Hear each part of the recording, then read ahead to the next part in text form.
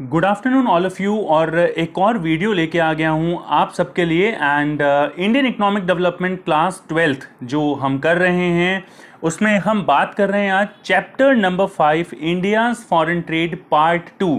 India's foreign trade का part 1 जो है वो कल हमने किया था, जिसके अंदर मैंने जो है मीनिंग ऑफ फॉरेन ट्रेड, इसके अलावा state of foreign trade before और आई शुड से कि on the eve of independence, या फिर आप कह सकते हैं before independence and after independence, ये दो चीज़ें हमने डिस्कस की थी, जिसमें काफ़ी सारी चीज़ें जो है volume of trade, direction of trade and composition of trade, ये सारी चीज़ें हम ऑलरेडी डिस्कस कर चुके हैं। आज की क्लास में बहुत इंपॉर्टेंट चीज़ जो है डिस्कस करने वाले हैं और इसका नाम है पॉलिसी ऑफ इंपोर्ट सब्स्टिट्यूशन, जो हम डिस्कस कर रहे हैं। इसके अंदर हम बात करेंगे इसकी मीनिंग की कि क्या ज़रूरत है इसकी, इसके फेजेस की और इसके पॉजिटिव और नेगेटिव इम्पैक्ट्स की स्टूडेंट्स। सो ये सारी चीज़ें हम आज डिस्कस करने वाले हैं। So let's discuss these things about the India's foreign trade in today's session. So students, import substitution policy को इनवर्ड लुकिंग ट्रेड पॉलिसी भी बोला जाता है। You must know this thing, आपको पता होना चाहिए ये कि इनवर्ड लुकिंग ट्रेड स्ट्रेटेजी या trade policy is also known as import substitution policy या इंपोर्ट सब्स्टिट्यूशन स्ट्रेटेजी। तो दोनों एक ही चीज़ है, ये आपको पता होना चाहिए। पिक्चर भी आपके लिए लगाई है कि आप समझ पाएं कि इंपोर्ट को कम कर पाएं, एक्सपोर्ट को बढ़ा पाएं।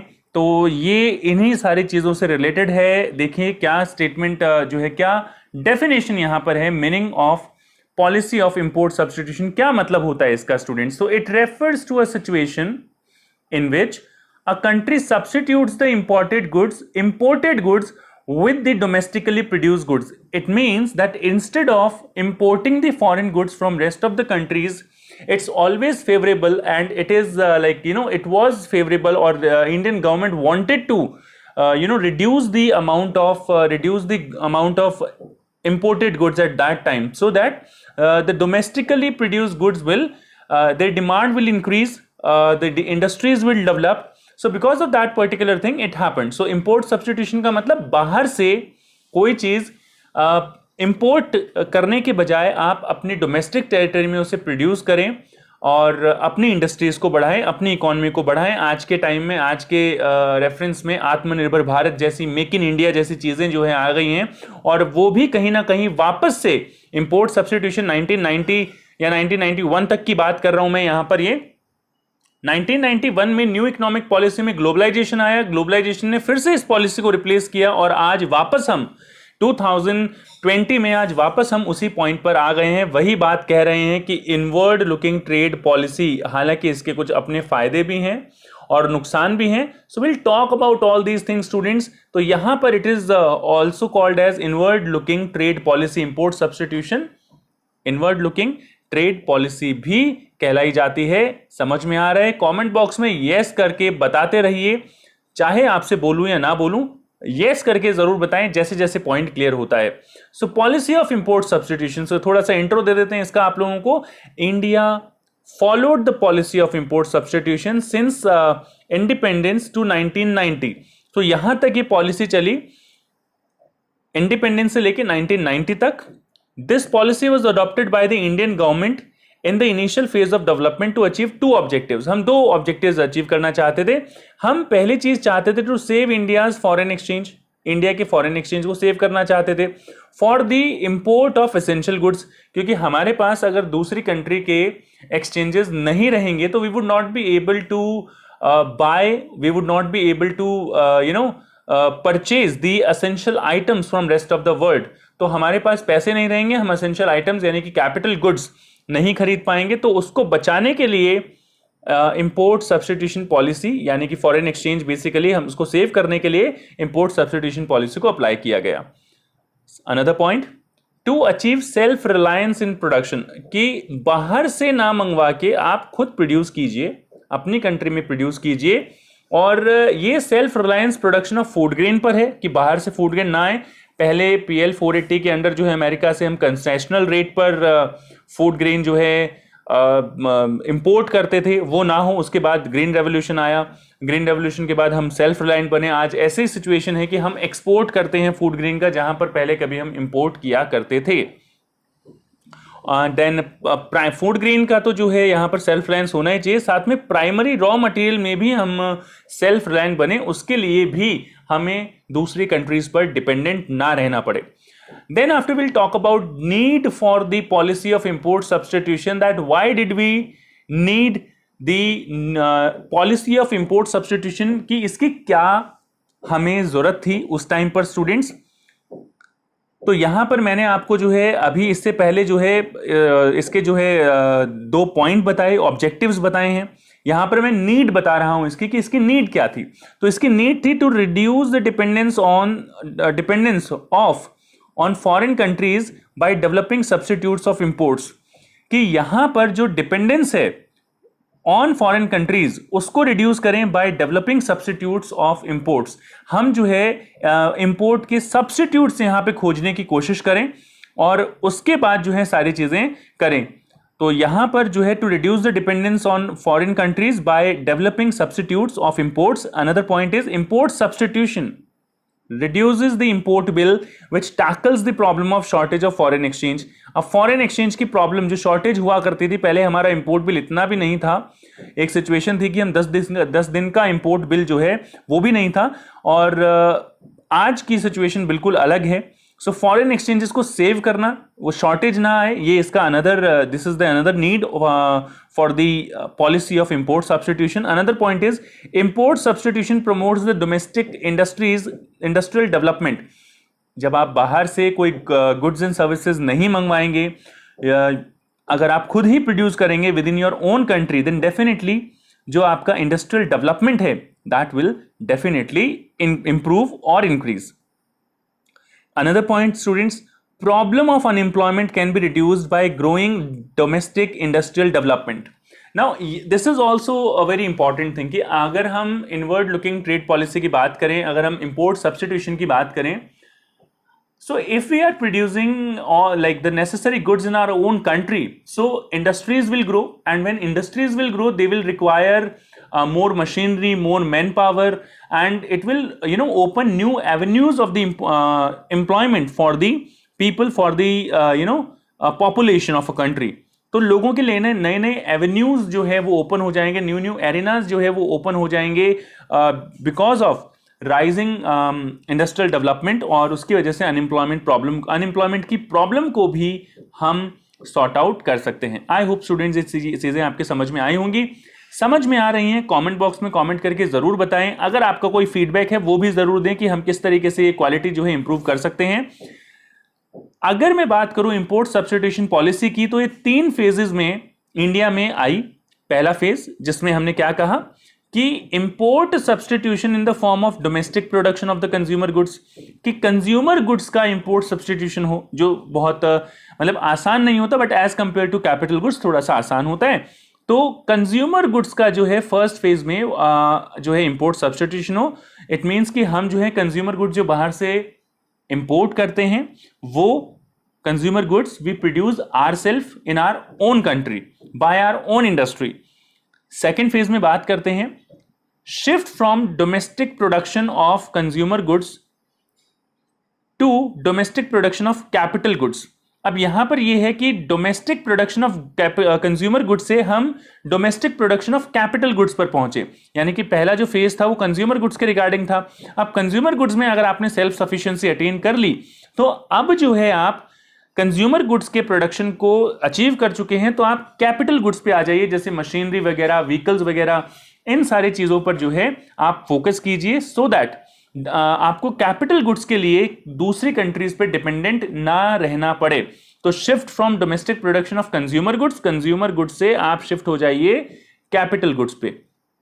ये जो है इसका दूसरा फेज था. Let's talk about third phase. Third phase में क्या है स्टूडेंट्स? थर्ड फेज में है कि to reduce the dependence on imported technology. Imported technology को जो है रिप्लेस करें. देखिए आप सीक्वेंस समझिए. पहले जो है कंज्यूमर गुड्स को रिप्लेस कीजिए, फिर कैपिटल गुड्स पे शिफ्ट हो जाइए, और फिर कैपिटल गुड्स पे शिफ्ट होने के बाद यू नीड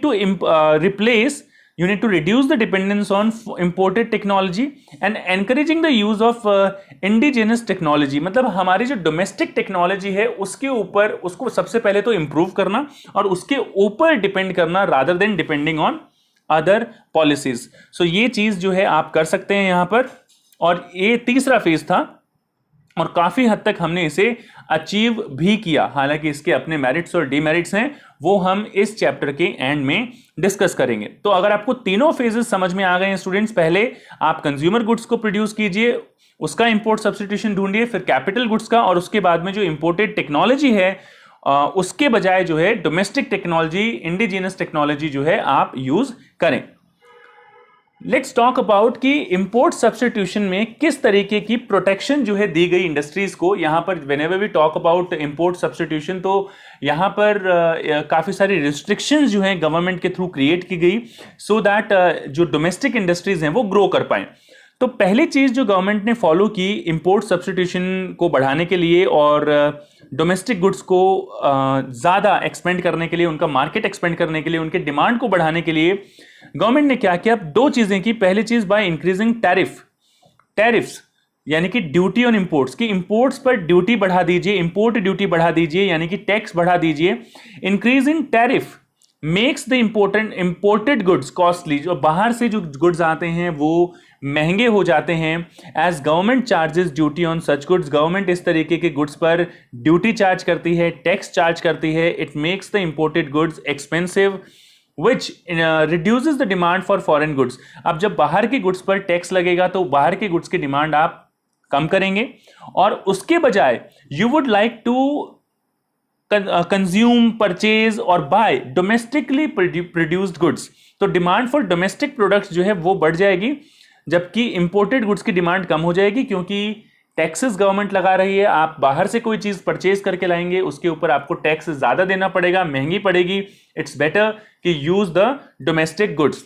अब ऐसा भी होता था कि देयर वर सम पीपल जो बाहर से महंगी चीज भी परचेज कर सकते थे, तो उनको जो है लिमिट करने के लिए, रिस्ट्रिक्ट करने के लिए गवर्नमेंट ने दूसरी पॉलिसी अडॉप्ट की, that is by fixing Kota of import. कि कोटा फिक्स कर दिया, एक लिमिट जो है लगा दी कि इससे ज्यादा आप जो है इंपोर्ट नहीं कर सकते goods. So under this government fixes the maximum limit for the imported goods from different countries. अलग अलग कंट्रीज से गवर्नमेंट ने एक मैक्सिमम लिमिट जो है इंपोर्ट की वो लगा दी कि आप इससे ज्यादा इंपोर्ट किसी कंट्री से नहीं कर सकते। तो ये भी एक रिस्ट्रिक्शन थी, ये भी एक प्रोटेक्शन पॉलिसी थी जो डोमेस्टिक इंडस्ट्रीज को दी गई थी उस टाइम पर। Both of the above tools restricted the imports or restrict the imports and are a useful tool for protecting domestic producers from foreign competition। तो domestic producers को foreign competition से इस तरीके से सेव किया गया, प्रोटेक्शन दी गई, और इंपोर्ट को रिस्ट्रिक्ट किया गया टैरिफ्स और कोटा की हेल्प से। आई होप स्टूडेंट्स ये काफी अच्छे तरीके से आपको समझाया है मैंने। यहां पर आपको कोई डाउट नहीं होंगे, नहीं होने चाहिए। फिर भी अगर कोई आपके डाउट्स हैं आप मुझसे कमेंट बॉक्स में पूछ सकते हैं। रोजाना हम लोग 12 से 12 बजे स्टार्ट करते हैं हमारी class students, Monday to Friday. इससे पहले जो है 11 सेशंस आपके तैयार हैं। आप चाहें इंडियन इकोनॉमिक चैप्टर नंबर 1 से जो है हम आगे बढ़ रहे हैं, तो एक एक चैप्टर हमने यहां पर कंप्लीट किया है। तो अगर आपको सारे वीडियोस देखने हैं तो आप जाइए चैनल पर और चेक कीजिए, और बाकी सारे वीडियोस भी देखिए अगर और अच्छे तरीके से इन सारी चीजों को समझना चाहते हैं। हमारे पास नेक्स्ट पॉइंट है positive impacts of policy on inward looking trade policy. ये वही import substitution, inward looking trade policy एक ही चीज है, ट्रेड स्ट्रैटेजी, ये सारी चीजें, सारी टर्म्स एक ही हैं, तो कंफ्यूज ना हो। पॉजिटिव इंपैक्ट्स क्या हुए? देखिए सबसे पहली चीज इंडस्ट्रियल ग्रोथ हुई। अब ऑब्वियसली इंडस्ट्रियल ग्रोथ होना तो लाजमी था उस वक्त, ऑब्वियस था, क्योंकि आपने जो है टैरिफ्स लगाना शुरू कर दिया, आपने कोटा फिक्स कर दिया, तो जो डोमेस्टिक इंडस्ट्रीज हैं उनकी ग्रोथ तो होनी ही होनी है, क्योंकि इंडस्ट्रियल आउटपुट जो है, इंडस्ट्रियल कंजम्पशन जो है, डोमेस्टिकली इंडस्ट्रीज का जो आउटपुट है वो बढ़ जाएगा, कंजम्पशन बढ़ जाएगा, नीड और होगी। तो लेट्स डिस्कस कि क्या है ये इंडस्ट्रियल ग्रोथ की। If we talk about students, then Indian industries got a big push due to the import substitution policy. So it restricted the imported goods, the goods and services which we were like importing from rest of the world, and instead of that we started consuming domestically produced goods। तो उससे काफी फायदा हुआ। The contribution of industrial sector to GDP increased from 12% in 1951 to 25% in 1991. तो 12% से जो GDP में contribution था इंडस्ट्रियल सेक्टर का, वो 12% से इंक्रीज होकर 25% हो गया 1951 से 1991 तक. So it also led to the structural transformation in the economy. मैं पहले भी बता चुका हूं आपको, स्ट्रक्चरल ट्रांसफॉर्मेशन का मतलब होता है दैट इंडिया एक एग्रेरियन इकोनॉमी है, एक एग्रीकल्चरल बेस्ड इकोनॉमी है. तो इंडिया में एग्रीकल्चर से शिफ्ट जो है इंडस्ट्री की तरफ देखा गया, टर्शरी सेक्टर की तरफ देखा गया. तो whenever we talk about structural transformation with reference to India before 1990, then we are talking about a scenario in which the importance of industrial sector and tertiary sector increased. जो agriculture था वो तो increase हुआ, साथ में shift एक अच्छा खासा देखने को हमें मिला कि लोग इंडस्ट्रियल सेक्टर और यानी कि सेकेंडरी सेक्टर और टर्शरी सेक्टर की तरफ भी शिफ्ट हुए. Next point is saving of foreign exchange. देखिए, जब भी आप कोई चीज बाहर से खरीदते हैं स्टूडेंट्स, किसी दूसरी कंट्री से खरीदते हैं, तो आपको उसके बदले में फॉरेन एक्सचेंजेस पे करने पड़ते हैं. अमेरिका से कुछ खरीदा, डॉलर्स की पेमेंट हुई. यूएई से कुछ खरीदा तो अगेन फॉरेन एक्सचेंज, जो भी है दूसरी कंट्रीज की जो करेंसी होती है उनको फॉरेन एक्सचेंज बोलते हैं. सो जब भी आप ऐसी चीजें परचेज करते हैं बाहर से कोई भी चीज, तो उसके लिए आपको जो है फॉरेन एक्सचेंज किसी भी कंट्री के पास होने चाहिए. Let's discuss. This policy led to the development of industries in India which decreased the demand for imported goods and increased the demand for domestic goods, या increased the domestic demand for goods. तो यहां क्या हुआ? This policy led to the development of industries. क्यों? क्योंकि यहां पर हम इंपोर्टेड गुड्स की डिमांड कम करने लगे और जो डोमेस्टिकली या डोमेस्टिक डिमांड फॉर गुड्स जो है वो ज्यादा होने लगी, क्योंकि बाहर से कम लेके आ रहे थे या डोमेस्टिकली प्रोड्यूस गुड्स जो थे उनकी डिमांड जो है ज्यादा होने लगी. Let's talk about the next point students. Industrial growth of India due to protection of industries from foreign competition. हुआ क्या कि इंडस्ट्रियल ग्रोथ हुई, इंडिया के जो इंडस्ट्रीज थी उनकी ग्रोथ हुई इंडिया में. क्यों ग्रोथ हुई? क्योंकि प्रोटेक्शन ऑफ इंडस्ट्रीज हुआ. यहां पर प्रोटेक्ट करने लगे हम इंडस्ट्रीज को. इंडिया ने प्रोटेक्ट किया फ्रॉम फॉरेन कंपटीशन. टैरिफ और कोटा जैसी चीजें आप समझ पा रहे होंगे कि किस तरीके से इंडियन गवर्नमेंट ने इन सारी चीजों को यूज किया to promote the domestic industrial growth. I hope ये पॉइंट क्लियर होगा, कोई प्रॉब्लम नहीं होगी. मिलते जुलते पॉइंट्स हैं. इनिशियली जो इंट्रोडक्शन अगर आप देखते हैं, समझते हैं, सारी चीजों को समझते हुए चलते हैं, प्रीवियस वीडियोस भी देखे हैं, तो आप कंप्लीट सिनेरियो को समझ सकते हैं यहां पर कि क्या सारी चीजें हुई और क्या सारी चीजें होनी चाहिए थी. Now let's discuss the next point. समझ में आ रहा है? यस सर लिखकर कमेंट बॉक्स में कमेंट जरूर करते रहें. Diversification of industrial growth. Diversification मतलब अलग अलग तरीके की इंडस्ट्रीज जो है डेवलप होना. तो modern industries were not only confined to textile and jute industries. जो मॉडर्न इंडस्ट्रीज थी वो सिर्फ टेक्सटाइल और जूट तक ही जो है कन्फाइंड नहीं थी. Due to import substitution policy India became self reliant in engineering, consumer goods. Engineering and consumer goods में भी हम सेल्फ रिलायंट बने. Electronic and automobile industry also shown a significant growth. और इलेक्ट्रॉनिक इंडस्ट्री की जब मैं बात करूं तो एक कंपनी हुआ करती थी सनराइज इलेक्ट्रॉनिक्स. सनराइज इलेक्ट्रॉनिक्स जो है वो काफी प्रोग्रेस किया इसने. और क्यों प्रोग्रेस किया? क्योंकि फॉरेन कंपटीशन से हमने उस इंडस्ट्री को बचाए रखा. और ऐसे ही ऑटोमोबाइल इंडस्ट्री है, ये भी इसीलिए इंक्रीज हुई बिकॉज इसको भी हमने फॉरेन कंपटीशन से बचाए रखा. एम्बेसडर और आपकी जो है पुरानी कार्स वगैरह जो है वो बहुत ज्यादा पॉपुलर जो है वो हुई, लेकिन इनको कंपटीशन नहीं मिला, इसलिए ये इस तरीके से इमर्ज कर पाई. अगर इनको एक बहुत अच्छा खासा कंपटीशन उस टाइम पर मिलता तो इस तरीके की इंडस्ट्रीज उस टाइम पर डेवलप नहीं कर पाती.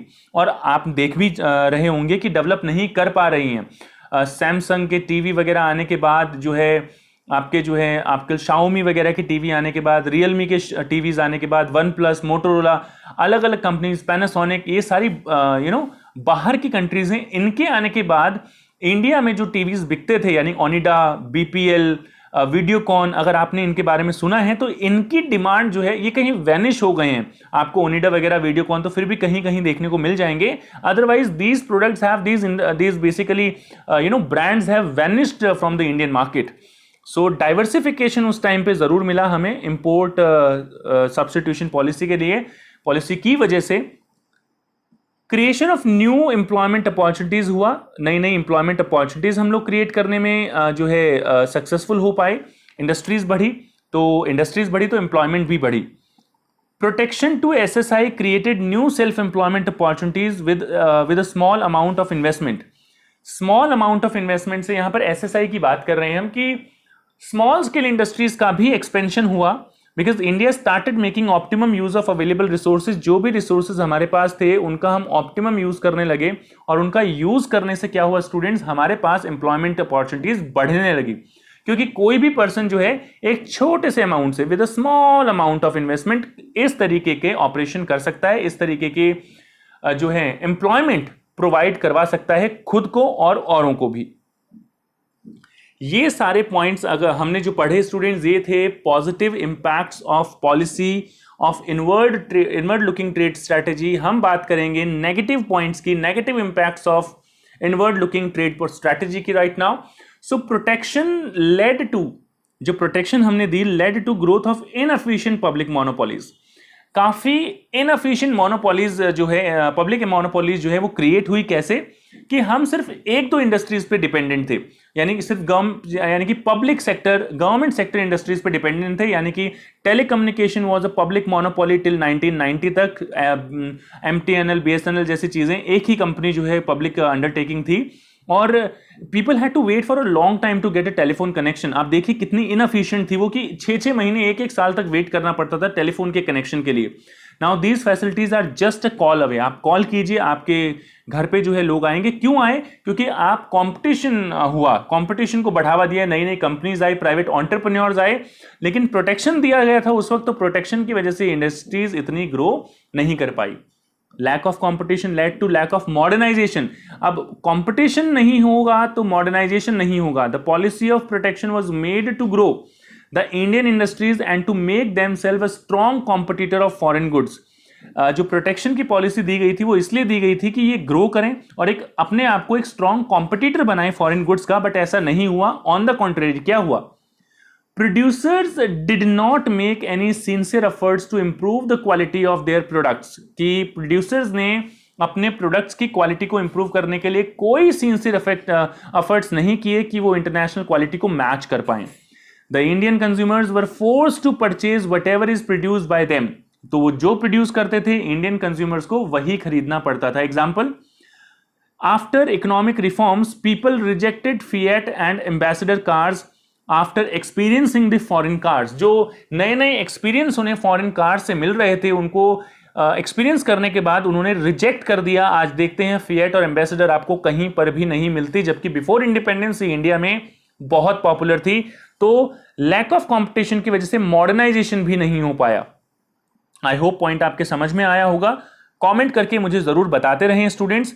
लाइक जरूर करें वीडियो को, और अगर आपके फ्रेंड्स हैं तो उनके साथ भी शेयर कर सकते हैं वीडियो को, और हमारी हेल्प कर सकते हैं ज्यादा से ज्यादा बच्चों तक पहुंचने के लिए। पॉइंट सी की बात करते हैं। The domestic industries fail to achieve the international standards of product quality. हम कभी भी international standards of product quality achieve नहीं कर पाए, just because of inward looking trade strategy. Import substitution की वजह से हम कभी भी इंटरनेशनल स्टैंडर्ड्स को मीट नहीं कर पाए। Indian economy failed to develop a strong export sector. और हम लोग मतलब कोशिश हमने बहुत की, import substitution and export promotion जैसी पॉलिसीज हम लेके आए जिसमें इंपोर्ट को कम करना और एक्सपोर्ट को ज्यादा करने की कोशिश हमने की, बट उसमें इंडियन इकोनॉमी बहुत ज्यादा सक्सेसफुल नहीं हो पाई। नेक्स्ट नेगेटिव इंपैक्ट की बात करते हैं। Indiscriminate spread of public sector enterprises. हुआ क्या स्टूडेंट्स कि काफी सारे ऐसे पब्लिक सेक्टर भी आए जिनकी जरूरत नहीं थी इस सेक्टर की, पब्लिक सेक्टर को इन तरीके के प्रोडक्शन एक्टिविटीज में आने की, because these sectors can be taken up by the private sectors and private sector would be able to produce such goods without any kind of difficulty, और उनको opportunities भी मिलती, बट ऐसा नहीं हुआ। मैं आपको बताना चाहूंगा कि पब्लिक सेक्टर जो है वो शूज और ब्रेड का भी प्रोडक्शन करने लग गए। मतलब you can just think about it कि शूज और ब्रेड भी पब्लिक सेक्टर यूनिट्स जो है वो प्रोड्यूस करने लग गई। और ये सारी चीजें क्या हैं कि ये प्रूफ है कि हमारे जो रिसोर्सेज हैं उनका इरेशनल और इनडिस्क्रिमिनेट यूज जो है वो किया जा रहा था, क्योंकि पब्लिक सेक्टर इतने ज्यादा एफिशिएंट नहीं थे। इस तरीके की चीजें भी अगर आपने पब्लिक सेक्टर को दे दी तो प्राइवेट सेक्टर के प्रमोशन के लिए, ग्रोथ के लिए कुछ भी चीजें जो है इकोनॉमी में नहीं बची। नेक्स्ट पॉइंट की बात करते हैं, negative impact of policy of inward looking trade strategy की लॉस इनकरिंग स्टेट एंटरप्राइजेस की हमारे यहां काफी सारी इंडस्ट्रीज थी जो लॉस इनकरिंग, जो लॉसेस में चल रही थी, जो एक पॉलिटिकल कंपल्जन था क्योंकि हम उन्हें बंद नहीं कर सकते थे, क्योंकि हमारे यहाँ जो पॉलिटिकल प्रेशर आप देख ही सकते हैं, समझ सकते हैं कितना ज्यादा होता है इन सारी चीजों के लिए। तो एम्प्लॉयमेंट के नाम पर हमने जो है लॉस इनकरिंग जो स्टेट एंटरप्राइजेस हैं, पब्लिक एंटरप्राइजेस हैं, उनको भी हम चलाते गए, उनको भी, उनका भी लॉस जो है इंडियन इकोनॉमी को बेयर करना पड़ा। जो एक पॉलिटिकल कंपल्जन था उससे ज्यादा कुछ भी नहीं था। लोग अपने बेनिफिट्स के लिए, पॉलिटिशियंस अपने बेनिफिट्स के लिए इन सारे यूनिट्स को यूज करते थे। So this was the last negative impact of inward looking trade strategy. Students यहां पर अगर मैं बात करूं तो इंपोर्ट सब्स्टिट्यूशन का एक बहुत अच्छा क्वेश्चन इसी चैप्टर में आता है, that explain how import substitution can protect domestic industry, why did the policy maker adopt such policy. तो यहां पर टैरिफ की और कोटा की मैंने बात की है, ऑलरेडी मैं ये चीज आपको एक्सप्लेन कर चुका हूं, एक बार पढ़ लेते हैं। The import substitution policy aimed at replacing और substituting import with domestic production. In this policy, the government protected the domestic industries from foreign competition through tariffs and quota. कैसे प्रोटेक्ट किया ये मैं ऑलरेडी आपको बता चुका हूं। तो how import substitution can protect domestic industry, कैसे प्रोटेक्ट किया? टैरिफ और कोटा से प्रोटेक्ट किया। टैरिफ लगाया गया, बाहर से इंपोर्टेड चीजों को महंगा बनाया गया, कोटा लगाया गया ताकि ज्यादा से ज्यादा लोग जो है ऐसी चीजें परचेज ना करें। अब पॉलिसी मेकर ने इसको क्यों अडॉप्ट किया ये भी मैं आपको बता चुका हूं, बट एक सेपरेट क्वेश्चन मैंने इसका बनाकर और आपको समझाने की कोशिश की है कि protection was based on the notion that industries of developing countries like India was not in a position to compete against the goods produced by more developed countries, कि हम लोग उनके थ्रू प्रोड्यूस किए गुड्स को टक्कर नहीं दे पाएंगे, तो प्रोटेक्शन की हमें जरूरत है। इट वाज अज्यूम दैट, ऐसा माना गया, if the domestic industries were protected they would learn to compete in the course of time, और वो समझ पाएंगी, अपने आप को इतना स्ट्रांग बना पाएंगी, क्वालिटी इंक्रीज कर पाएंगी। हालांकि ऐसा हुआ नहीं। Our planners also feared the possibility of foreign exchange being spent on import of luxury goods if no restrictions were placed on imports. और अगर imports पे restrictions नहीं लगती तो शायद हमारे पास जो foreign exchange जो हमने खर्च किया है वो भी हमारे पास जो है शायद luxury goods के लिए चला जाता rather than जो एसेंशियल आइटम्स हैं उनके लिए। तो ये दो रीजन थे जिसके लिए जो है इंपोर्ट सब्स्टिट्यूशन पॉलिसी स्टूडेंट्स हमने जो है वो फॉलो की। आई होप यहां तक आपको कोई डाउट नहीं है। अगर आपका कोई डाउट है, what you can do is you just need to drop your query in the comment box and I will definitely answer that query. कल जो है नेक्स्ट वीडियो में हम बात करेंगे इकोनॉमिक रिफॉर्म्स की, न्यू इकोनॉमिक पॉलिसी की, जो 1991 के बाद हमने जो है स्टार्ट की। काफी इंटरेस्टिंग है, एलपीजी पॉलिसीज हम लोग डिस्कस करेंगे। तो कल के वीडियो में मिलते हैं स्टूडेंट्स। अगर आपने चैनल को सब्सक्राइब नहीं किया है, वीडियो अच्छा लगा, लाइक करना मत भूलिए। सब्सक्राइब नहीं किया है भाई सब्सक्राइब कर लीजिए, आपका अपना चैनल है। और बेल आइकन को प्रेस करना बिल्कुल ना भूलें, नोटिफिकेशन आपके पास पहुंच जाएगी जैसे ही वीडियो अपलोड होगा। तो कोई फिक्र वाली बात नहीं है, आपको जस्ट सब्सक्राइब करना है। अगर आप हमें फॉलो करना चाहते हैं हमारे सोशल हैंडल्स पर, तो आप हमें फेसबुक जहां पर मनोज जहांगीर क्लासेस, और इंस्टाग्राम पर भी हम लोग अवेलेबल हैं। इकोनॉमिक ट्रबल शूटर्स के नाम से भी हमारा एक फेसबुक पेज है, आप चाहें तो वहां पर भी हमें फॉलो कर सकते हैं। मिलते हैं इसी तरीके के किसी और इंटरेस्टिंग वीडियो में स्टूडेंट्स। तब तक के लिए पढ़ते रहिए, आगे बढ़ते रहिए और देखते रहिए आपका अपना channel Manoj Jahangir classes. See you in my next video. Thank you for giving your precious time, students.